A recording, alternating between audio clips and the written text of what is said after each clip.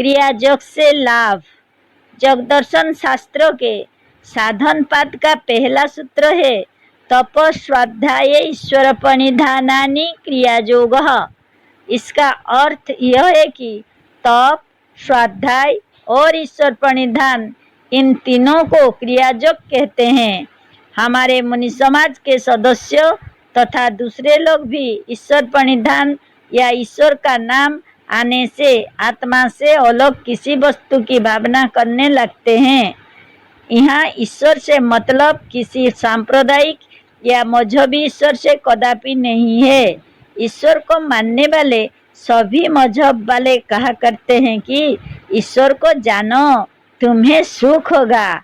ईश्वर एक विचित्र पदार्थ है, वो आनंद स्वरूप है। उसे जानकर मनुष्य स्वयं आनंद स्वरूप हो जाता है। क्यों, क्या यह ठीक है? रामदास सेठ बड़े धनी है।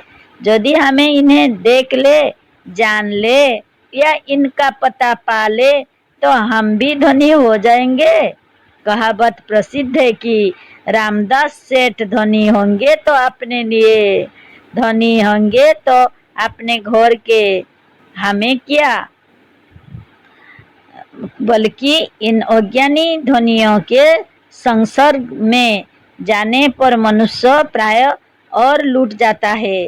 लाखों साधारण मनुष्य को ठगकर, उनकी मजदूरी मारकर, उन्हें धोखा देकर ही प्राय बहुत बड़े बड़े धनी हुए हैं। कुछ धनी अच्छे भी हैं, पर अच्छे धनी भी बिना कुछ किए केवल उनका दर्शन कर लेने मात्र से अपना धन उठाकर हमें नहीं दे देंगे। फिर आनंदमय ईश्वर को जानने का हम प्रयत्न क्यों करें? हमें क्या मिलेगा? वो आनंदमय है तो हमें क्या। लोग कहते हैं कि आनंदमय ईश्वर को जानकर हम स्वयं आनंदमय हो जाएंगे। आनंदमय ईश्वर को जानने वाला स्वयं कैसे आनंदमय हो जाता है? बात यह है कि जब ईश्वर को जानने के लिए कोई चलता है तो पता लगाते लगाते उन्हें यह मालूम होता है कि वह आनंदमय ईश्वर हम स्वयं है।